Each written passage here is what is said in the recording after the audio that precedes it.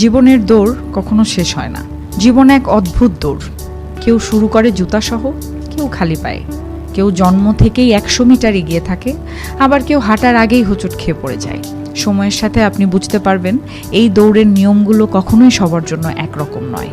আপনি হয়তো দেখবেন কেউ সহজেই সব শিখে নেয়, পরীক্ষার আগে রাতে কয়েক ঘন্টা পরেই অসাধারণ ফলাফল করে, আর আপনি দিনের পর দিন খেটে গেলেও কাঙ্ক্ষিত রেজাল্ট পাচ্ছেন না।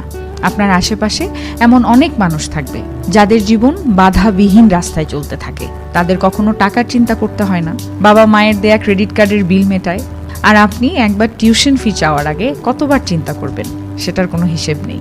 জীবনের এই দৌড়ে কেউ একদিনেই জিতে যায়, আর কেউ কেউ বছরের পর বছর দৌড়ে গেলেও বোর্ডে নাম লিখাতে পারে না। কেউ একটা স্টার্টআপ শুরু করেই সাফল্যের চূড়ায় পৌঁছে যায়, আবার কেউ কেউ 10টা উদ্যোগ নিয়ে ব্যর্থ হয়ে লোনের বোঝা টানতে টানতে হারিয়ে যায়। কখনো এমন হবে আপনি দেখবেন আপনার চেয়ে কম দক্ষ, কম পরিশ্রমী কেউ আপনার স্বপ্নের চাকরিটা পেয়ে গেছে। কারণ হয়তো সে সঠিক সময়ে সঠিক জায়গায় ছিল, হয়তো তার রেফারেন্স ছিল, হয়তো ভাগ্য তার পক্ষে ছিল।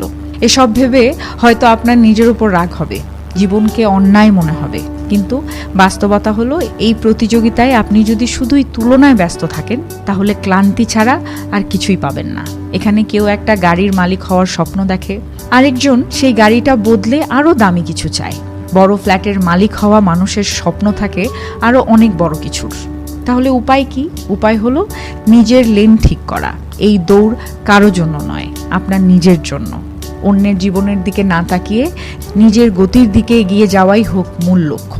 জীবন সবসময় ফেয়ার হবে না আপনার সাথে, কিন্তু আপনি নিজেকে প্রস্তুত করতে পারেন, সময়ের সাথে নিজেকে গড়ে তুলতে পারেন।